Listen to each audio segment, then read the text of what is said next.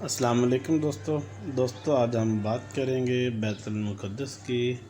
کہ بیت المقدس صلاح الدین ایوبی نے کس طرح فتح کیا اور کیسے فتح کیا، اور بیت المقدس کے فتح کے موقع پر صلاح الدین ایوبی نے کس طرح کھلے دل کا مظاہرہ کیا، جو آج بھی صلیبی اس بات کو ظاہر کرتے ہیں کہ مسلمان اسلام تلوار کے دور پر پھیلا، تو یہ انتہائی ایک غلط قسم کی شگونی ہے۔ میں آپ کو آج انشاءاللہ تعالیٰ یہ تمام کی تمام باتیں بتانے کی کوشش کروں گا اس مختصر سی ویڈیو میں۔ دوستو، اگر آپ نے ابھی تک میرے چینل کو سبسکرائب نہیں کیا تو کائنڈلی اس کو سبسکرائب کریں اور بیل آئیکن پر سبسکرائب کے اوپر کلک بھی کریں۔ جہاں تک صلاح الدین ایوبی کی بات ہے تو صلاح الدین ایوبی کوئی بادشاہ کے بیٹے نہیں تھے، بلکہ وہ کسی بالکل نسل در نسل بھی بادشاہ نہیں تھے۔ صلاح الدین ایوبی ایک جرنیل تھے، اور وہ بھی اپنے چچا کے ساتھ، جو کہ علامہ نور الدین زنگی کے جرنیل تھے، اس کے چچا جان، اور وہ اپنے چچا کے ساتھ جنگوں پہ جایا کرتے تھے۔ تو صلاح الدین ایوبی 1184 تک انہوں نے شام، موصل، حلب تک تمام علاقوں پر ایوبی سلطنت کا قیام کیا۔ میں آپ کو بتاتا چلوں کہ ایوبی، پہلے بھی آپ کو بتایا تھا کہ صلاح الدین ایوبی کوئی نسل در نسل بادشاہ نہیں تھے، بلکہ وہ تو ایک اور صرف علامہ نور الدین زنگی کے ایک جرنیل کمانڈر کے بھتیجے تھے، جو کہ جنگوں میں ساتھ جایا کرتے تھے۔ اس لیے ایوبی سلطنت کے وہ پہلے سلطان تھے، اور ایوبی سلطنت کی بنیاد بھی صلاح الدین ایوبی نے ہی رکھی۔ آج جیسا کہ ہمارا موضوع ہے کہ ہم بات کریں گے جنگ حطین، جو بیت المقدس کی فتح کا باعث بنی۔ جنگ حطین نہ صرف صلاح الدین ایوبی کی طاقت، بہادری، بلکہ ایک دانش مندی کا ایک عملی ثبوت ہے۔ اگر ہم دیکھیں تو جنگ حطین تقریباً بیت المقدس اور آبادی کے علاقے سے کم از کم 20 سے 22 کلومیٹر کے فاصلے پر دور جنگلوں میں واقع ایک جگہ پر ہوئی۔ جنگ حطین میں رونالڈ کے ساتھ گائے لوزائنن اور بھی بہت سے عیسائیوں کی طاقتیں یکمشت ہو کر چل رہی تھیں۔ جب یہ طاقتیں صلاح الدین ایوبی نے ان کو ایک بڑا اسٹریٹجیکل پوائنٹ حاصل کرتے ہوئے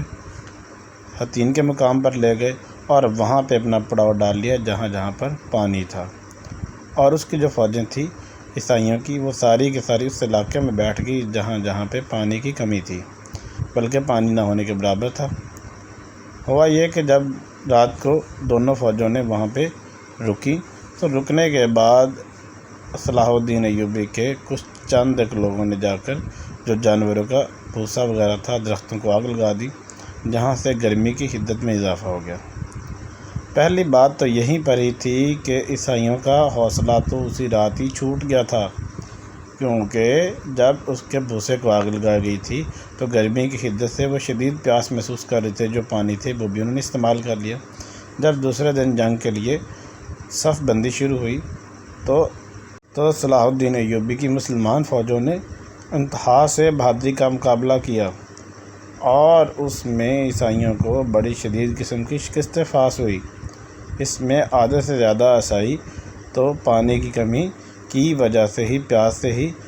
درمیان میں بھاگ دوڑ گئے، اور باقی جو بچے وہ مسلمانوں نے یا تو قتل کر دیے یا پھر ان کو جنگی قیدی بنا لیا۔ بیسیکلی جنگ حطین شروع ہوئی تھی کیونکہ اس میں جو ایک بہت اہم پارٹیسپینٹ تھے، رونالڈ نے بیسیکلی مسلمانوں کے جو حج پہ جا رہے قافلے کو لوٹا تھا، اور اس قافلے میں صلاح الدین ایوبی کی بہن بھی تھی، جو کہ انہوں نے آ کے صلاح الدین ایوبی کو اپنی روداد سنائی، اور اس لیے رونالڈ کو جب انہوں نے بٹھایا تو صلاح الدین ایوبی نے رونالڈ کا قلعہ کما کر دیا، اور اس کے تلوار سے اس کی گردن سر سے اڑا دی۔ اب جو باقی رہ گئے گائے آف لوزائنن، جو کہ بادشاہ تھا اس وقت بیت المقدس کا، تو بیت المقدس کا بادشاہ ہونے کی وجہ سے تو اب اس کو پتہ تھا کہ میں مارا جاؤں گا، جس طرح رونالڈ کو مار دیا گیا ہے، لیکن صلاح الدین ایوبی نے رونالڈ کو مارنے کے بعد کہا نہیں لدائنن، میں آپ کو نہیں ماروں گا، کیونکہ بادشاہ کبھی بادشاہ کا قتل نہیں کرتا، بلکہ اس کو پانی وغیرہ بھی پلایا گیا۔ حطین کے بعد جب صلاح الدین ایوبی نے بیت المقدس پر حملہ کیا تو 7 دن کی خون ریز جنگ کے بعد وہاں پر مسیحیوں نے ہتھیار ڈال دیے اور صلح کی درخواست کی، امن کی درخواست کی اور پناہ مانگ لی، جس کی بنا پر صلاح الدین ایوبی نے ان کو جنگ رکوا دی اور بیت المقدس پر قبضہ کر لیا۔ بیت المقدس پر جا کر مسلمانوں نے بالکل بھی ایک ذرہ رتی برابر بھی ظلم نہیں کیا، بلکہ مسلمانوں نے وہاں پہ کچھ فدیے کے طور پر سب لوگوں کو جانے کا کہہ دیا، اور یہ بھی کہہ دیا جو وہاں کے عمرا لوگ تھے انہیں کہا کہ وہ اپنا پادری لوگ تھے یا جو عمرا تھے انہیں کہا کہ وہ اپنا ساز و سامان بھی ساتھ لے جا سکتے ہیں۔ وہاں کے عمرا خود تو چلے گئے، لیکن غریبوں کو وہاں پہ پسنے کے لیے چھوڑ دیا، جو کہ اپنا ایک منیمم ریٹ تھا، اس وقت کم از کم ریٹ تھا جو کہ فدیے کے طور پر دینا تھا، وہ بھی نہ دے سکے۔ تو یہ تمام کے تمام پیسے جو تھے صلاح الدین ایوبی کے بھائی نے اپنے پاس سے ادا کیے اور ان کو جانے دیا، اور انہیں یہ بھی کہہ دیا وہ چاہیں تو جا سکتے ہیں، چاہے تو یہاں پہ رہ سکتے ہیں۔ اس لیے وہ وہاں سے نہیں گئے، بلکہ وہ آپ کے حسن سلوک سے متاثر ہو کر وہاں پہ رہنے لگ گئے۔ اچھا جی، 1187 میں صلاح الدین ایوبی نے جب اس کو فتح کیا تو انہوں نے علامہ نور الدین زنگی کے ہاتھ سے بنائے منبر کو خود جا کے مسجد اقصیٰ میں رکھا، جو کہ علامہ نور الدین زنگی کی خواہش تھی، جو کہ اس کے ایک جرنیل کے بھتیجے بلکہ اسی کے کمانڈر کے ہاتھوں جا کے پوری ہوئی، جو کہ ان کی اپنی خواہش اپنے ہاتھ سے نہ پوری ہو سکی۔ 1187 سے لے کر 1948 تک بیت المقدس مسلمانوں کے زیر قبضہ رہا، جو کہ آج کی زیر قبضہ قوتیں جو کہ سپر پاورز ہیں، ان کے نام پر ان کے ایک دانستہ اور چال کے تحت دوبارہ جو ہے بیت المقدس کا آدھا حصہ جو ہے وہ یہودیوں کو دے دیا گیا، اور جو کہ بعد میں 18 سال بعد دوبارہ جو ہے وہ سارے کا سارا جو ہے وہ یہودیوں نے قبضہ کر لیا۔ دوستو، بیت المقدس کی فتح کا یہ جو ہمارا ایپیسوڈ تھا یہ اختتام کو پہنچتا ہے۔ انشاءاللہ تعالی بہت جلد ہم دوبارہ کسی نئی ایپیسوڈ کے ساتھ آپ کے ساتھ ملیں گے۔